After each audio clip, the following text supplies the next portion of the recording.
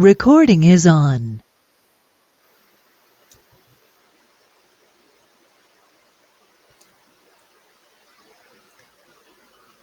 देखो हम अलग अलग पार्ट्स Recording is पूरे काम on. ऑलरेडी कर चुके हैं।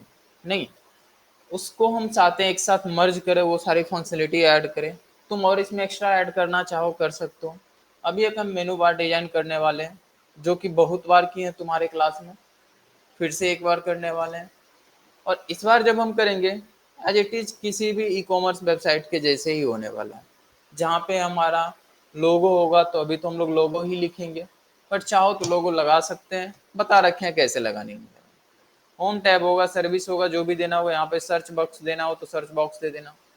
और हम तुमको सर्च फंक्शनलिटी बता रखे हैं कैसे करनी है, कर चुके हैं ऑलरेडी।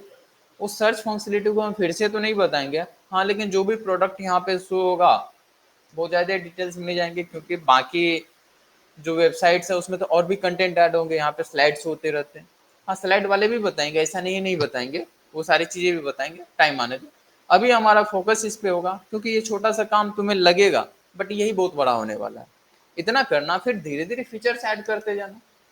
ओके, यहाँ पे प्रोडक्ट्स हम इसको रिप्रेजेंट करेंगे डिटेल के साथ, जैसे बाकी जगह होता है। हम देख लेंगे कहाँ पे कैसा है, कौन सा अच्छा लग रहा है, वो कर लेंगे।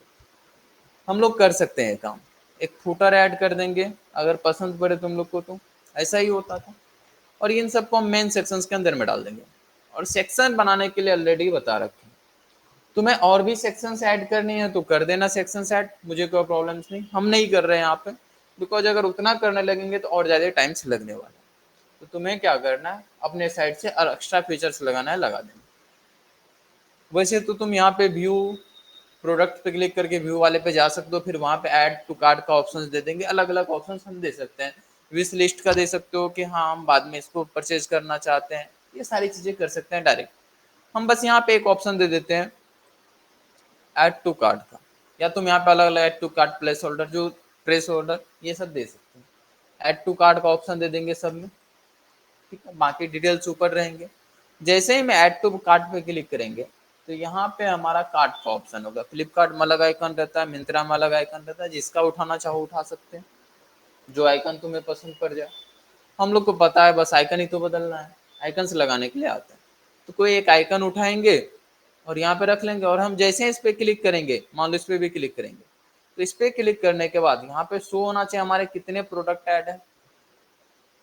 शो होता है नहीं होता है?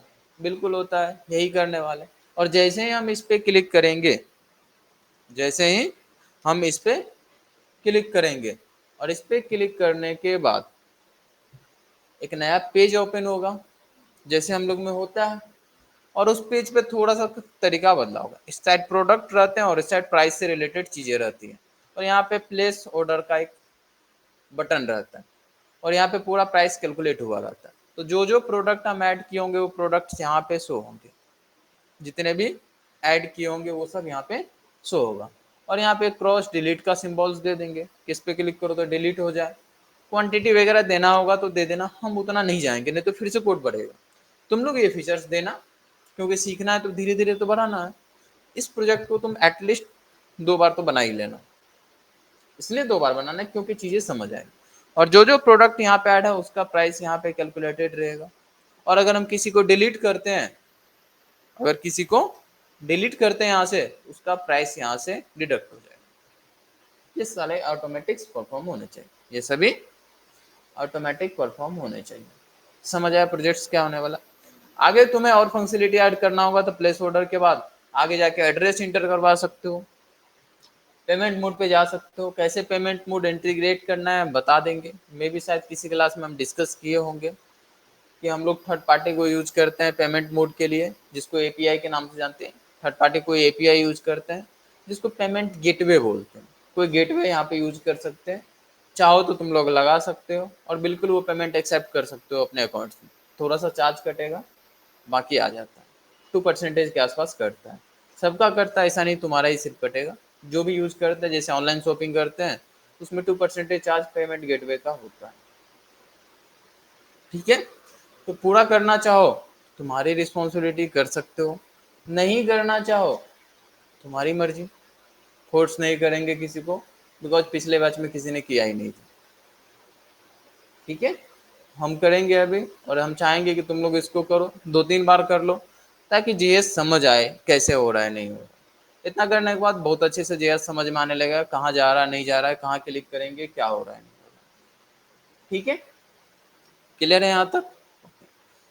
अगर रिएक्ट बैच हम लेते हैं, अभी तक फिर भी हम कंफर्म नहीं है ले रहे हैं नहीं ले रहे, अगर रिएक्ट बैच हम लेते हैं तो फाइनल प्रोजेक्ट हमारा ये रिएक्ट के साथ भी होगा कि रिएक्ट के साथ इसको कैसे करेंगे, रिएक्ट में इसको कैसे करना है।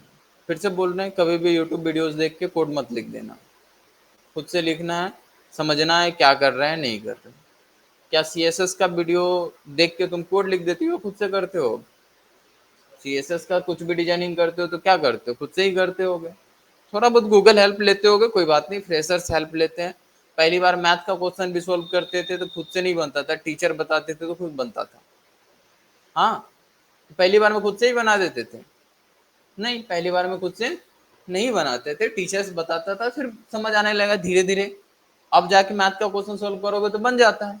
तो ठीक है, ऐसे कोई दिक्कत नहीं, हेल्प ले सकते हो। अब पूरा का पूरा टीचर का छाप नहीं देना होता, दोनों में डिफरेंसेज है। यूट्यूब देखने से कोई प्रॉब्लम नहीं है, देखो, हम तो मना नहीं कर रहे हैं, हम तो बोलेंगे देखने, बट उसका देख के छापना नहीं है बस। छापना गलत बात है, छापने से कुछ समझ नहीं आएगा। छापना नहीं है, खुद से ट्राई करना। और एक प्रोजेक्ट को 2 बार 3 बार किया करो। छोटे छोटे हैं तो उसको तो कर ही सकते हो, आप बड़े प्रोजेक्ट्स आ जाए तो शायद नहीं कर पाओ।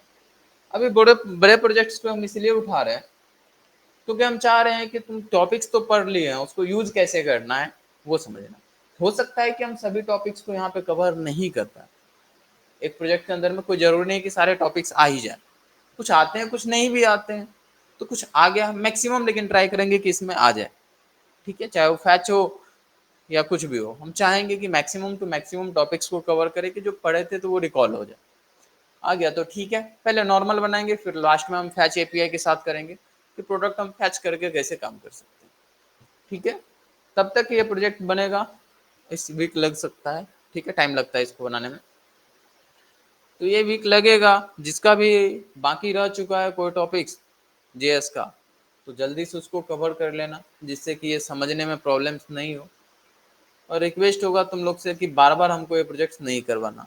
तुम लोग को ऑलरेडी पता है मेरा बैच बहुत स्लो चलता है, वो तो दिख ही रहा है, काफ़ी टाइम हो चुका है और अभी तक हम जेएस पे ही पहुँचे हैं।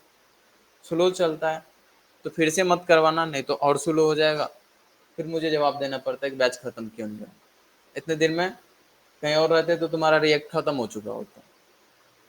ठीक है, तो टाइम दे रहे हैं तुम्हारे पीछे, तो तुम इसका फ़ायदा उठाओ, सीखो। हम चाहते हैं कि तुम सीखो, और तुमको नहीं सीखना है तो बोल दो हमको नहीं सीखना है, कोई बात नहीं, आ रहे हो तो सीख के जाओ। ठीक है, कोई क्वेश्चंस? शुरू करें? कोई क्वेश्चंस किसी को तो पूछ लो, किसी के पास कोई वैलिड रीजन हो नहीं करने का तो। नहीं है तो शुरू करें।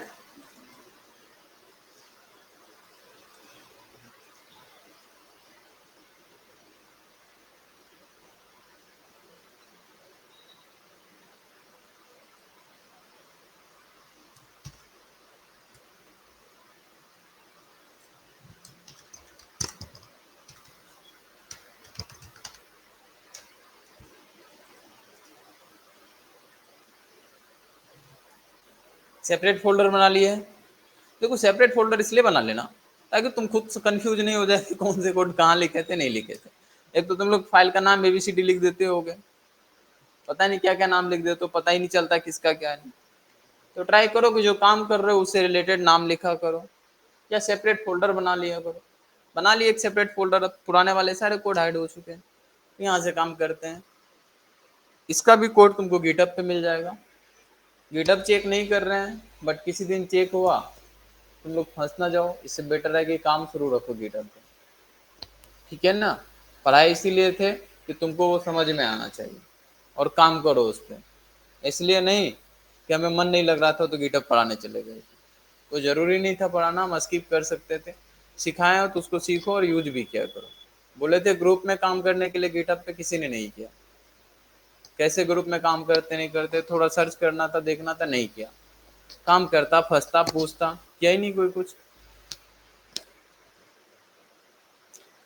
बताए थे हमेशा एक फाइल बनाना, उस फाइल का नाम होगा index.html। यहीं से शुरुआत होगी।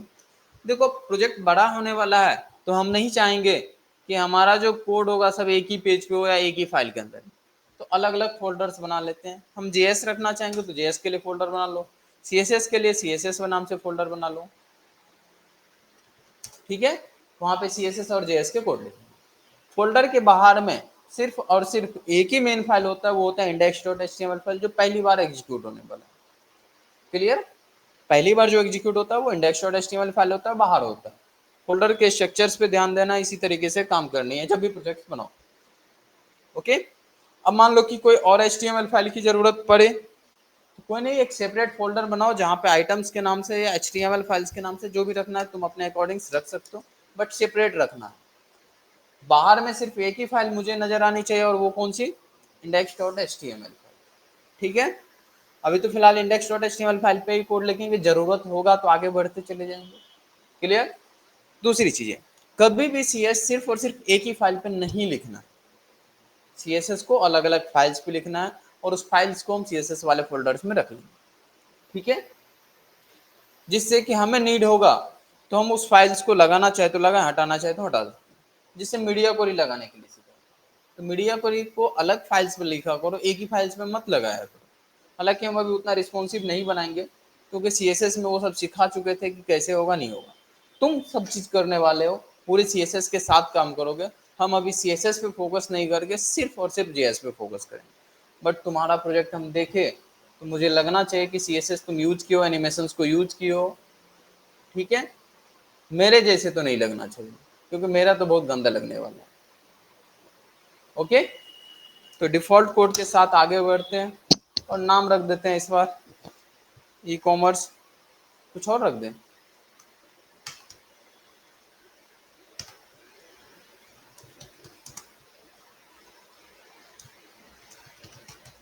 चलो माय वेबसाइट नाम रख दें। टाइटल्स कोई प्रॉब्लम? इसको हाइड करो क्योंकि फोकस रहेगा अभी। हाँ, तुम लोग अभी थोड़ा सा एक कष्ट करके इसको ऑफ कर लेना तो सब कुछ। ये क्या है पता है ना? कोपायलट, इसको ऑन कर रखे हो, थोड़ा सा कष्ट करके उसको ऑफ कर लेना, बाद में ऑन कर लेना। जैसे फंसोगे तो ऑन कर लेना, कोई प्रॉब्लम नहीं। उसका हिंट तभी लेना जब तुम फंसो, नहीं फंस रहे हो तो लिखना। जब काम करना है एक्चुअल में तब तो ऑन कर लेना, कोई प्रॉब्लम नहीं है। तब करेंगे, सीख जाएंगे तो करेंगे, नहीं सीखेंगे तो खुद से ही करेंगे, ठीक है। बचपन में जब आवाज सीख रहे होगे तो पेन हाथ पकड़ के ही सिखाया था ना कोई, तो बोलता नहीं मुझे उस पर नहीं लिखना है, मुझे एक ही बार में बोलना शुरू कर देना। ऐसा नहीं होता है, तरीके से ही काम होता है, तो तरीके से ही करना है। पहले खुद से थोड़ा सा मेहनत लगेगा, करना है, सीख जाओगे तो नहीं करना, कोई बात नहीं, ठीक है। फर्स्ट सेक्शन होने वाला है हमारा मेनू बार का, और बताए थे उसको हम रखते हैं हेडर के रूप में। हेडर सेक्शन से बन गया। देन दूसरा नेक्स्ट सेक्शन होता था मेन सेक्शंस। अभी तीन ही सेक्शंस हम बनाए थे, तुम लोग अलग अलग सेक्शंस में डिवाइड कर लोगे। तीन सेक्शंस बनाए थे और लास्ट वाले बनने वाला था फूटर सेक्शन, ठीक है। कोई प्रॉब्लम नहीं। हम बस फूटर में बहुत ज़्यादा कुछ नहीं करना चाह रहे हैं, तो बस यहाँ पे फूटर्स का कोई कंटेंट हम चाहते हैं कि चैट जीपीटी मुझे दे दे, इसलिए यहाँ पे ले ले रहे हैं, ठीक है। हम फूटर्स में कुछ खास करना नहीं चाह रहे थे, बस इसलिए थोड़े सा ऑन किया और फूटर्स का लिख दिया। कोई प्रॉब्लम नहीं, इसको 25 कर दो। और अगर हम शो करें अभी कंटेंट तो मिल जाएगा मेरा कंटेंट, यहाँ पे आ चुका है। अभी तो वही शो ही किया था और तो कुछ आया नहीं था। थोड़ा सा सीएसएस भी लिखते ही चलते हैं क्योंकि बाद में एक ही बार सीएसएस लिखने आएंगे तो कंफ्यूजन होगा। तो वैसे तो शुरू हमको ऊपर से करना चाहिए, लेकिन नीचे से कर दिए तो कोई बात नहीं, हम नीचे का खत्म ही कर देते हैं। तो आते हैं आप फाइल वाले सेक्शंस में और बोलते हैं सीएसएस के अंदर में एक फाइल बना लो index.css के नाम से, ठीक है। वैसे तो हमको नीचे आना चाहिए, तो थोड़ा इसको नीचे ही लेके चले जाते हैं कि फूटर टैग को टारगेट करो और इसका बैकग्राउंड कलर चेंज कर दो, ठीक है। और कलर चेंज कर दो। तो सब क्या लिख रहे हैं नहीं लिख रहे हैं तुमको सब पता है, इसलिए हम बहुत ज़्यादा फोकस नहीं कर रहे। CSS index.css,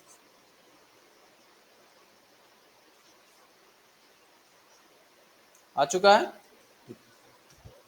अब हेडर पे आ जाते हैं। अब इसमें क्या प्रॉब्लम है कि ये थोड़ा सा स्पेस ले रहा है बाहर से, और ये क्यों ले रहा था, बाय डिफॉल्ट ले लेता है। तो स्टार के साथ आते हैं हम, किए हुए बार बार फिर से कर लेते हैं और बोलते हैं कि बाय डिफॉल्ट जो मार्जिन पैडिंग ले रखे हैं उसको जीरो करो, तो जल्दी से पैडिंग भी जीरो करो। और एक काम कर लेते हैं, बॉक्स साइजिंग क्यों करते हैं नहीं करते हैं ये सब तो हम लोग बता ही रखे हैं। कंटेंट बॉक्स की बॉर्डर बॉक्स, बॉर्डर, ठीक है, इतना कर दिए। अभी सही लग रहा है अभी? हाँ ठीक तो लग रहा है, बट हमें अब ये नहीं चाहिए था, हमें चाहिए था हेडर सेक्शन। कौन सी? Header section. इसमें देखो और भी लगाना होता तो वो बता रखे हैं, फुटर्स कैसे करना, कर लेना वो। हम हेडर सेक्शंस में आते हैं और काम अपना शुरू करते हैं। हेडर सेक्शंस में मुझे पहला पार्ट चाहिए था लोगो, पहला लोगो चाहिए था, लगा ले लोगो। और लोगो बताए थे इमेज वगैरह जो भी लगाना है लगा लेना, फिलहाल तो यही लिखेंगे लोगो। मेरे पास नहीं है कंटेंट, तुम्हारे पास हो तो लगा लेना, मन करे तो अपना फोटो लगा देना, बोलोगे तो हम अपना लगा देंगे। क्या चाहते हो, लगा दे, अपना फोटो लगा दे। IMG टैग लेते हैं और एसासिन बोलते हैं मेरा इमेज लगा दो। इमेज तो नहीं है, मिल जाएगा इमेज, कोई बात नहीं, गूगल से उठा लेते हैं।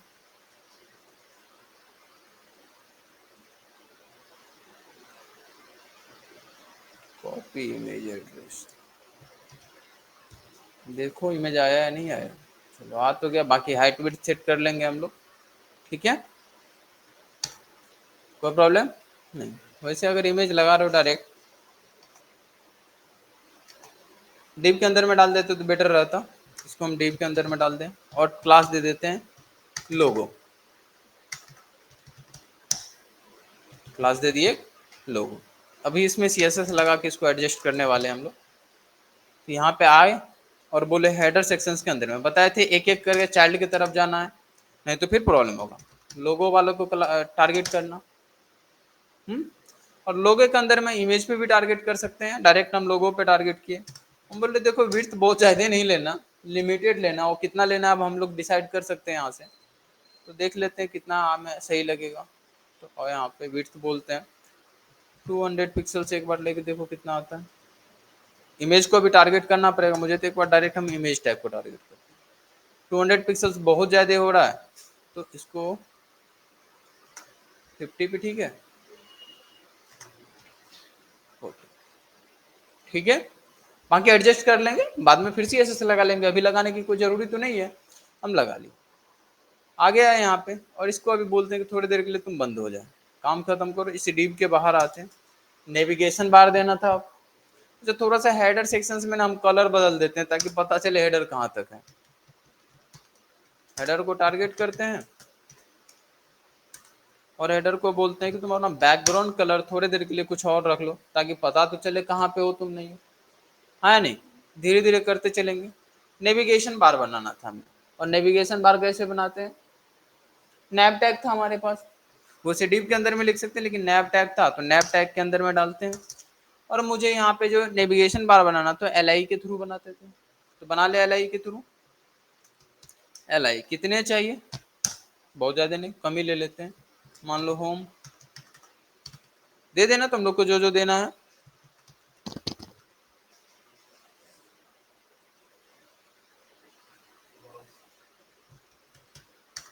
अबाउट दे दो, और लास्ट में क्या दे दे, सीन ही रहने देते, सर्च बार भी तो देना है बीच में। फिर सर्च बॉक्स के लिए क्लास डिव बना लेते हैं, सर्च बॉक्स बन गया। इसके अंदर में इनपुट बॉक्स सर्च, और यहाँ पे प्लेस होल्डर दे देते हैं सर्च है, ठीक है। बाद में इसको हम एडजस्ट करेंगे, बटन देने का मन होगा तो दे देना, वैसे हम लोग देते नहीं है।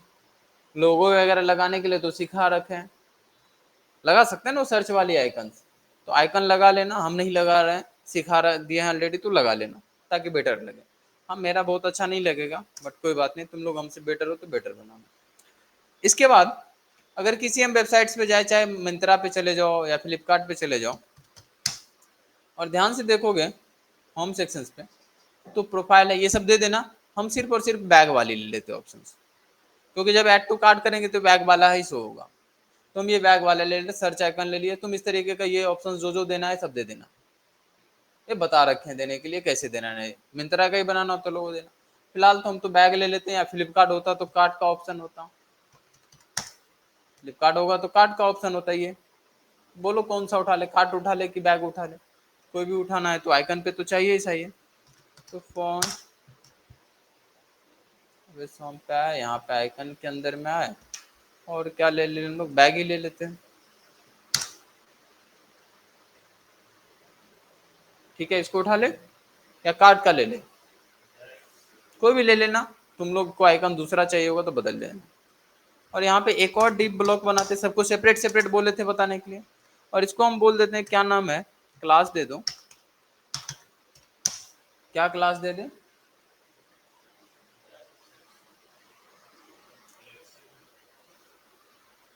बैग ही रहने दो, चेंज करना होगा तो कर लेंगे। और इसको पेस्ट कर देते हैं इसके अंदर। इसमें बहुत कुछ बदलने वाला है तो बदलेगा, अभी तो नहीं आएगा। क्यों नहीं आएगा, लिंक नहीं लगाए हैं उसका। ऊपर लिंक लगा लेते हैं हम लोग, यानी तो डाउनलोड करके लगा लेते हैं। तो फॉन्ट अभी हम CDN पे आते हैं, और CDN लिंक यहाँ से उठा लेते हैं। CSS के लिए सिर्फ उठा लेना है, लिंक के अंदर में डाल दो इसको, आ गया। बाकी हम लोग एडजस्ट करते रहेंगे। हेडर को क्लोज करो, अभी कोई नहीं लगाना। CSS की तरफ आगे बढ़े, पहले अब इसको एडजस्ट करना पड़ेगा हमें। तो एडजस्ट करने के लिए यहाँ पे आते हैं। वैसे मेरा लोगो तो अच्छा नहीं लग रहा है, लोगो आ चुका है हेडर्स। ठीक है, हेडर्स का डिस्प्ले प्रॉपर्टी चेंज करते हैं। और सबसे बेटर हमारे पास फ्लैक्स था, उसे ग्रिड से कर सकते हैं, बट ग्रिड से बेटर फ्लैक्स होता है, तो फ्लैक्स के थ्रू मैनेज करें। ग्रिड करेंगे बोलोगे तो इमेज वाले में ग्रिड करेंगे, जहाँ पे हम वो बॉक्स शो करने वाले दिखाते हैं ग्रिड कैसे होगा।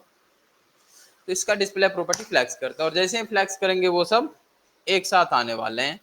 क्योंकि हम देखे थे flex items by default row wise हो जाते हैं, कॉलम्स करना है तो कॉलम्स कर सकते हैं। और हम चाहते हैं कि इन सब के बीच में थोड़ा थोड़ा स्पेस बन जाए, तो जस्टिफाई कंटेंट, और इन सब के बीच में थोड़ा थोड़ा स्पेस लेके आ जाते हैं। क्या कर ले, स्पेस इवनली ले ले तो थोड़ा दोनों साइड से भी बन जाएगा। ठीक है, ऊपर से भी चाहते थे एडजस्ट होके बीच में आ जाए, तो टेक्स्ट लाइन सेंटर।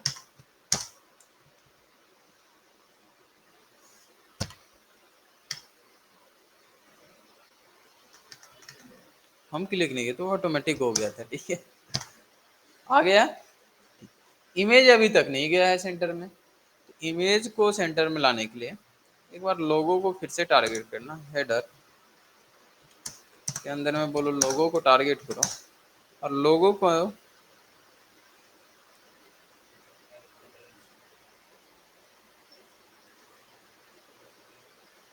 चेक, काम करो, इसको यहाँ पे लगाओ।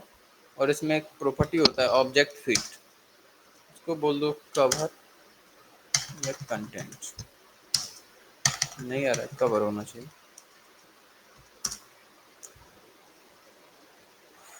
विड्थ इतना, लोगो इमेज बाहर चले जा रहा है।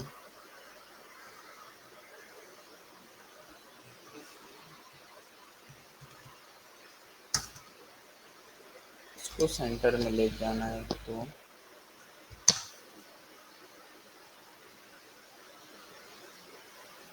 एक तो डिस्प्ले फ्लैक्स हो जाएगा, यानी तो मार्जिन लगा दो, मार्जिन से भी तो आ ही जाएगा। अलाइन आइटम तभी लगेगा जब हमारा डिस्प्ले फ्लैक्स होगा। तो डिस्प्ले फ्लैक्स हेडर काम किए थे ना, इस, इसका थोड़े किए हैं, नहीं लगेगा अलाइन आइटम। इसका डिस्प्ले फ्लैक्स नहीं किया ना, उसका क्या, हाँ इसका भी कर देंगे तो आ जाएगा, तो आएगा। ठीक है, अरे अलग अलग बॉक्स था ना, ये हेडर्स का किए थे ना, इसका कर दिया तभी आया ना। तो वही बोल रहे हैं कि जब दोनों कर देंगे तब आ जाएगा, अब यही करना है तो ठीक है। आ गया अभी सेंटर में सब, कोई प्रॉब्लम नहीं। ये सब डीप के अंदर में था इसीलिए नहीं आ रहा है, बाहर में रहता तो आ जाता। उन सबको भी एडजस्ट करेंगे हम, बाद में करेंगे, फिलहाल रहने देते हैं। इसको भी अभी तो सीक्वेंस में लेके आना है। तो हेडर लोगो का काम हो गया। देखो सीक्वेंस में, जिस सीक्वेंस में वहाँ पे कोड लिखे थे हमारा CSS भी उसी सीक्वेंस में जा रहा है। ऊपर नीचे नहीं लिख देना, नहीं तो सब गड़बड़ हो जाएगा। इमेज लोगो का काम खत्म हुआ, तो लोगो के बाद चलते हैं फिर से हेडर सेक्शन में। और हेडर सेक्शन में इस बार नैप बार पे चलना है। नैप को टारगेट करते हैं, इसका भी डिस्प्ले चेंज करना होगा और इसका डिस्प्ले भी फ्लेक्स कर देते हैं। आ जाएगा सीक्वेंस में, कोई प्रॉब्लम नहीं। और जो करना होगा तो कर लेंगे, वैसे गैप दे देंगे थोड़ा सा तो बेटर रहेगा।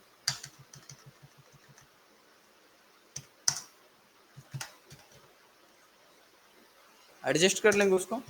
फिर से हेडर, और हेडर के अंदर में नैब, और नैब के अंदर में LI था, हाँ या नहीं। लिस्ट स्टाइल को नन करो तो पहले, परेशान कर रहा है वहाँ पे बुलेट आके। आ चुका है। और इसको बोलो अलाइन आइटम सेंटर करना तुम भी, बीच में आने के लिए। ठीक है, क्लियर है। ओरिजिनल वाले ब्राउजर्स पे रन करके देखो, क्योंकि हम लोग यहाँ पे मीडिया क्वेरी तो नहीं लगाए कि एडजस्ट होगा, यहाँ पे सही लगेगा अभी। ठीक है, अभी थोड़ा ज़्यादा स्पेस ले रहा है तो इवनली की जगह पे कहाँ लगाए थे इवनली, यहाँ पे अराउंड लगा दो, थोड़ा सा कम लेगा। ठीक है, इन सब के बीच में थोड़ा और गैप बढ़ा देते हैं, 10 पिक्सल्स को 20 पिक्सल्स कर देना।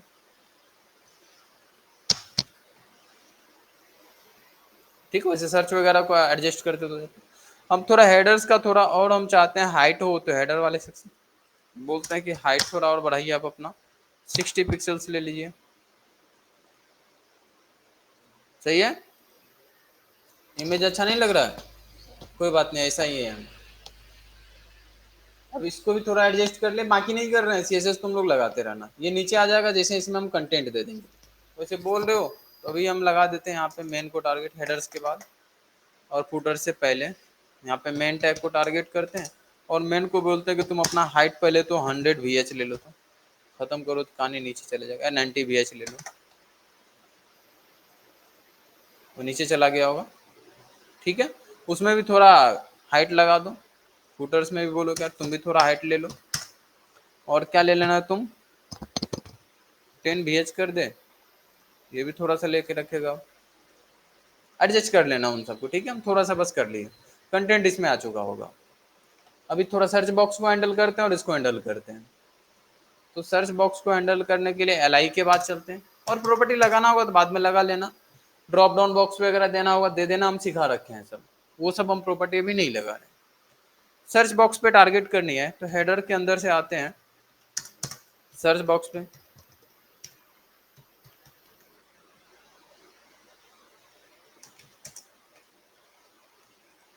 हेडर के अंदर में सर्च बॉक्स है, ठीक है।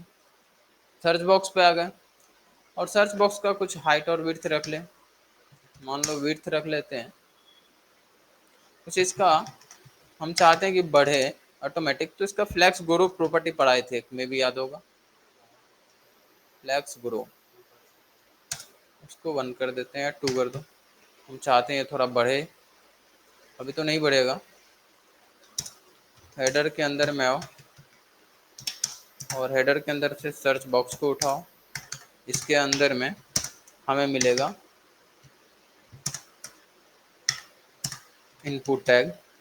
इनपुट को बोलो कि अपना जो विड्थ है वो 100% करे अपने पेरेंट्स के अकॉर्डिंग।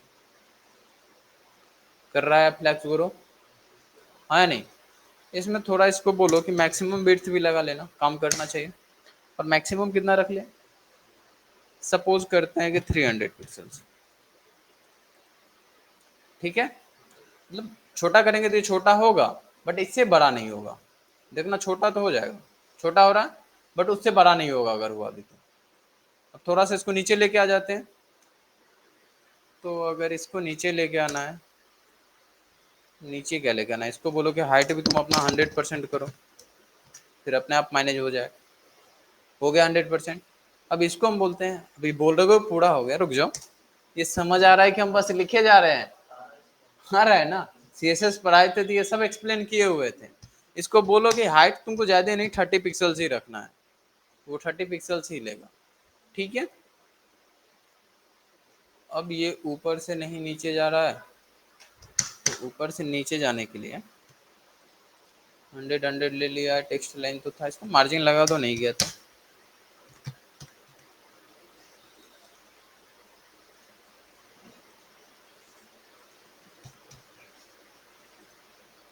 ठीक है, कोई प्रॉब्लम नहीं। थोड़ा सा इसके अंदर वाले इस फॉन्ट को बढ़ा लेते हैं, तो वो इनपुट के अंदर में तो हम बोलते हैं इसका फॉन्ट साइज बढ़ा देना थोड़ा, और कर दे कितना लार्ज करके, देखो कितना आता है, काफी है। पैडिंग लगा ले थोड़ा अंदर से, पैडिंग लेफ्ट से, अपने अकॉर्डिंग एडजस्ट कर लेना जितना जिसको भी रखना है। बहुत अच्छा नहीं लग रहा है बट ठीक लग रहा है, तुम्हें और कुछ करना हो तो कर लेना। ओके, 30 अगर कम लग रहा है तो इसको हम कर दे रहे हैं 40, और इसको कर दे रहे हैं 10। ओके, एडजस्ट कर लेना तुम लोग इसको, अभी इतना काफी रहने देते, इसको भी एडजस्ट कर ले, वो भी उधर भागा पड़ा हुआ है। तो अब उसके हम प्रॉपर्टी, बाकी सब हो जाए ना जैसे, तो उसको बंद कर दिया करो जिससे कि प्रॉब्लम ना हो। अब हमारा किस पे टारगेट होगा, हेडर के अंदर से, देखो धीरे धीरे आगे बढ़ते चले जा रहे हैं। हेडर के अंदर से बैग को टारगेट करते हैं, और बैग हमारा क्लास का नाम था नहीं, तो डॉट के साथ टारगेट कर लेते हैं। जरूरत होगा आईडी लगाने का तो आईडी लगा लेंगे, नहीं तो अभी क्लास से चल रहा है, मैक्सिमम टाइम हम लोग क्लास से ही करते हैं। इसको हटा ही दो, यहाँ पे तो अब देख ही नहीं रहे सही से। बैग के अंदर में आ चुके हैं। बहुत ज़्यादा अभी CSS लिखना पड़ रहा है, घबराओ नहीं, बूट स्टेप आएंगे तो ये सब कम हो जाएगा। अभी हम चाह रहे हैं कि CSS पे प्रैक्टिस करो, नहीं तो पहले बूट स्टेप भी पढ़ाते फिर हम चलते JS की तरफ। वो चाह नहीं रहे, हम चाह रहे हैं कि CSS का भी कोड तुम लिखो, हमको तो लिखवा ही रहे हो, खुद भी लिखो। डिस्प्ले फ्लैक्स करते हैं, और जैसे ही फ्लैक्स करेंगे तो अलाइन में एटम हम लगा सकते हैं सेंटर, तो वो चला गया होगा सेंटर में। ठीक है, फिर से हेडर, हेडर के अंदर में बैग के अंदर में आते हैं, और बैग के अंदर से आई टैग था शायद, देख लेना यहाँ पे आई टैग ही होना चाहिए। आई टैग है, आई को टारगेट किए, और बोलते हैं यार तुम अपना फॉन्ट साइज थोड़ा सा बढ़ा लो, फॉन्ट साइज थोड़ा सा बढ़ा लो, 30, या EM में दे देते हैं 1.2 EM,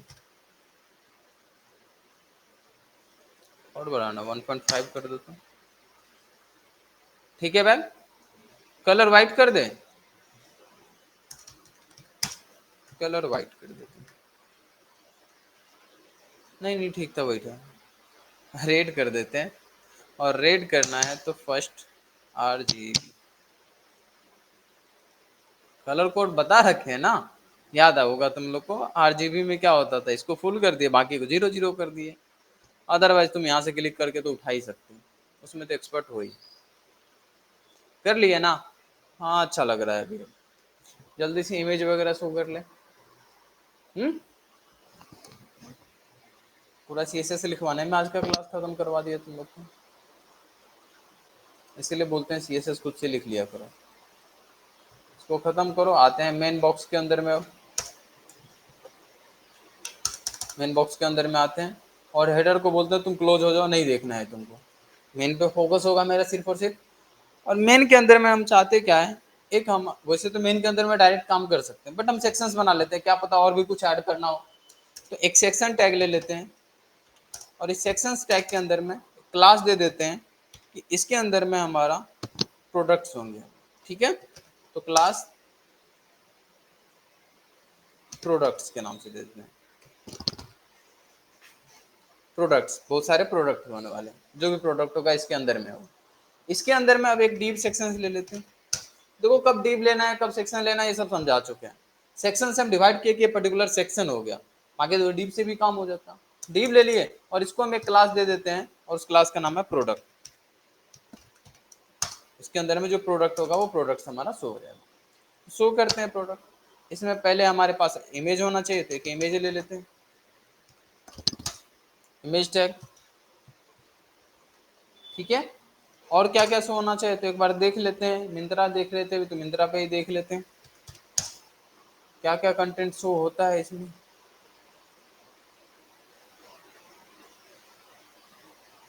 कोई आइटम ही नहीं है ऐड। चलो इसी भी देखते हैं।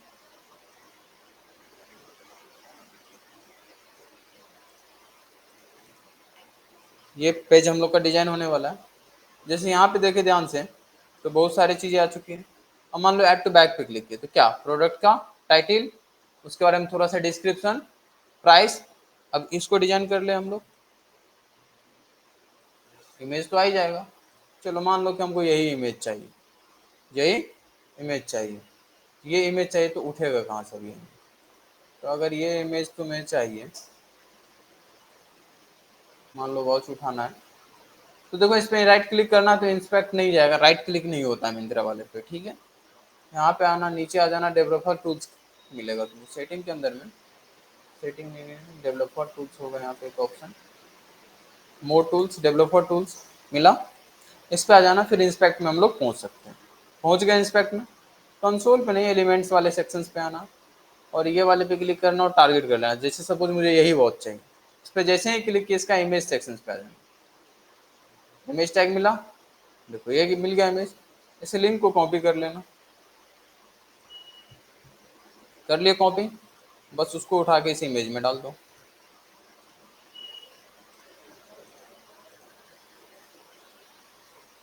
नहीं लिया इमेज, देख लो पहले इमेज कॉपी हुआ था नहीं, वो इमेज सही से कॉपी नहीं हुआ। एक बार फिर से इस पे आओ, तो सही से कॉपी करो। बस ये नहीं करना पड़ेगा जब हम लोग वहां से उठा लेंगे तो। फिलहाल अभी आ नहीं रहा है तो कॉपी कर ले रहे हैं। ये इमेज तो निकालने ही नहीं दे रहा है, कोई नहीं दूसरा निकाल लेते हैं, उसको देख लेते हैं।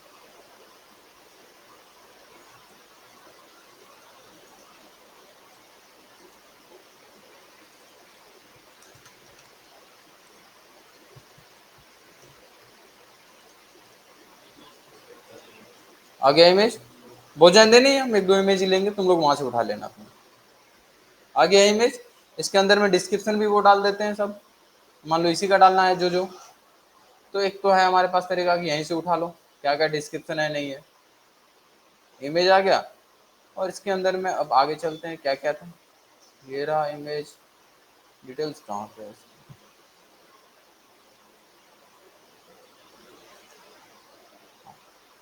यही है। H3 के अंदर है तो मान लो कि हम भी H3 के अंदर में ही डाल देते हैं। H3 टैग ले लेते हैं, यहाँ पे डाल दिए, उठाना है बस। उसके बाद पैराग्राफ टैग के अंदर में या H4 के अंदर में है ये कि कैसा वॉच है नहीं है, डिटेल था ना, तो सेम एज इट इज हम भी यहाँ पे H4 लेते हैं, डाल दिए वो डिटेल्स, कोई प्रॉब्लम नहीं। उसके बाद साइज प्राइस जो जो देना है दे देंगे, फिलहाल हम बस प्राइस पे फोकस कर दे रहे हैं, ठीक है। और प्राइस को देखोगे ध्यान से तो एक डीप टैग लिया और डीप के अंदर में स्पैम टैग लेके हम प्राइस को डिफाइन किया, ऐसा किया है, हाँ या नहीं, बिल्कुल वैसा ही किया है। तो सेम हम लोग भी करते हैं, एक डीप टैग ले लेते हैं जिसमें हम लोग प्रोडक्ट प्राइस के नाम से दे देते हैं क्लास। इसके अंदर में फिर से अगेन एक डीप टैग प्रोडक्ट प्राइस बन गया। इसके अंदर में स्पैन टैग के थ्रू मैनेज किया हुआ, थोड़ा सा कोड देख लेना कि समझ आए, पहली बार तो हमें कैसे समझ आएगा क्या लिखना है नहीं लिखना। देख सकते हो स्पैम स्पैन टैग लिया, तो स्पैन टैग के अंदर में हम वो सारे डिटेल्स को डाल देते हैं, ओके, कोई प्रॉब्लम। ये हो गया तुम्हारा ओरिजिनल प्राइस, इसको बोलेंगे हम डिस्काउंटेड प्राइस, ठीक है। तो अलग अलग स्पैम के थ्रू डाल देते हैं, हम डायरेक्ट यहाँ पे डाल दे रहे हैं स्पैन टैग। मान लो कि अभी आप ओरिजिनल प्राइस हो जाता है 999, ठीक है। एक और स्पैन टैग ले लेते हैं, और ये हो गया मान लो कि इतना, ये डिस्काउंटेड प्राइस हो जाता तो फिर ये मिल जाता। और कुछ सो था यहाँ पे, कंटेंट में फोकस करना, प्राइस हो गया हमारा, डिस्काउंट भी दिखाना है, तो मान लो कि डिस्काउंट भी दिखाना था, तो उसको भी स्पैन के अंदर में डाल दी 30% डिस्काउंट, ब्रैकेट के अंदर में था, ब्रैकेट के अंदर में डाल दिया, एज इट इज शो हो जाएगा। फिर लास्ट में हमारा ऐड टू कार्ड दे देते हैं हम लोग, बाकी चीजें नहीं देते। तो एक बटन ले लेंगे, ऐड टू बैक, ओके। चलो अपना प्रोडक्ट देखे कैसा लग रहा है, और बहुत अच्छा सुंदर सा लग रहा है, नहीं लग रहा है, देखो नहीं लग रहा है तो तुम लोग इसको अच्छा लगा लेना, हमको अभी ठीक लग रहा है, क्योंकि अपना से जब बनाते हैं ना तो खराब भी होता है तो अच्छा ही लगता है ना। खुद से जब बनाओ तो गड़बड़ भी है तो चलेगा, थोड़ा नमक ज्यादा भी हो तो सब्जी स्वादिष्ट ही लगता है। सेम ऐसे ही अभी खुद से बनाए, हाँ बहुत अच्छा नहीं लग रहा है, इसको हम अरेंज कर दे रहे हैं, सेंटर में आ जाता तो ये अच्छा रहता। हम्म, सेंटर में आ जाता तो अच्छा रहता। इसका मतलब हमको ये प्रोडक्ट वाले डीप को टारगेट करके सबको बोलेंगे कि सेंटर में आ जाओ। हम्म, तो टारगेट करते हैं मेन सेक्शंस के बाद शुरू होना है हमको, तो मेन को तो हम चेंज कर देंगे, मेन सेक्शंस के बाद शुरू होना है। इसको कमेंट कर दो, फिर अपने आप एडजस्ट कर लेगा। मेन सेक्शंस में आ जाते हैं, बाद में इसको हटा देंगे तो मेन के अंदर में है, मेन के अंदर में डॉट प्रोडक्ट्स के अंदर में आ जाएंगे।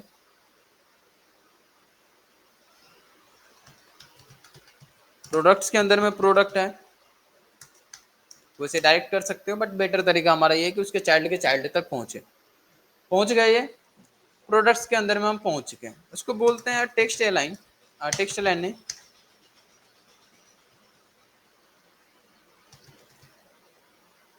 टेक्स्ट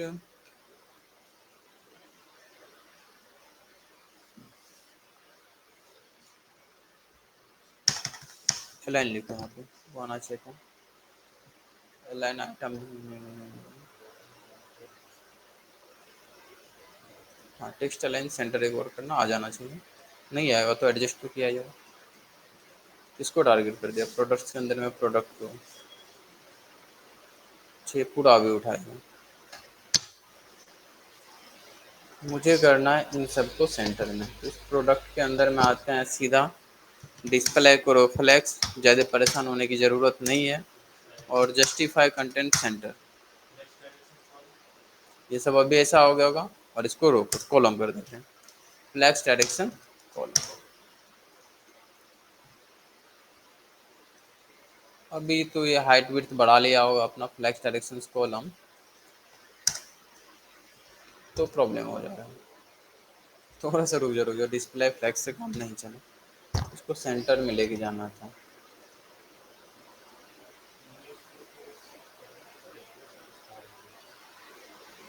सबको एक डिव के अंदर में डालो, ये जितना डिटेल्स था ना इन सबको एक डिव के अंदर में डालते हैं, फिर सेंटर लेके चले जाते हैं। डिव प्रोडक्ट डिटेल्स के नाम से,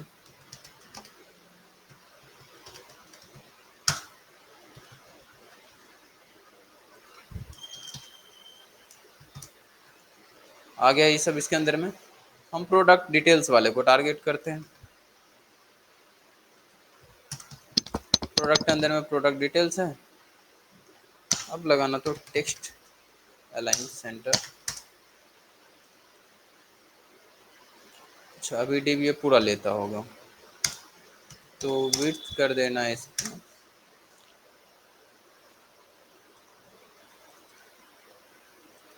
अभी सेंटर में इसलिए चले जा रहा है कि जब टेक्स्ट अलाइन सेंटर कर रहे हैं तो पूरा ले रहे हैं, ठीक है। हम इन सबको बोलते हैं कि विड्थ तुम अपना फिक्स करो, तो पहले प्रोडक्ट का सबको विड्थ लगाने दो, प्रोडक्ट मैक्स विड्थ लगाना। मान लो जितने भी प्रोडक्ट है सबको 250 पिक्सल्स का ही रखना चाहते हैं। आ गया सब सेंटर में, उससे बड़ा तो अब नहीं जाएगा। या उससे भी आसान तरीका था, इन सब में पैडिंग भी लगा देते तो काम चल जाता। पैडिंग दोनों साइड से, तो टॉप बॉटम से भी मत लगाओ, दोनों साइड से लगा लो 10 पिक्सल्स का।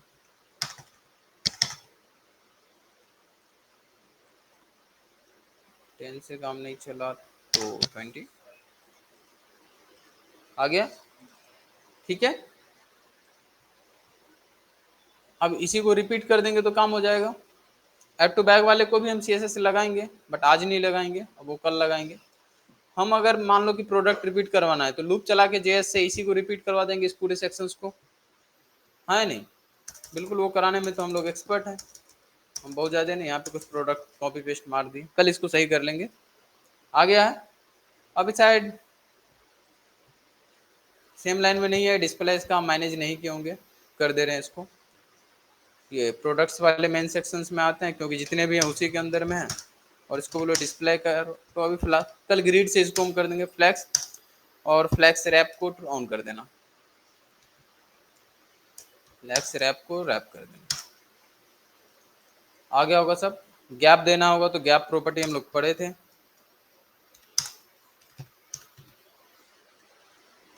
एडजस्ट हो चुका।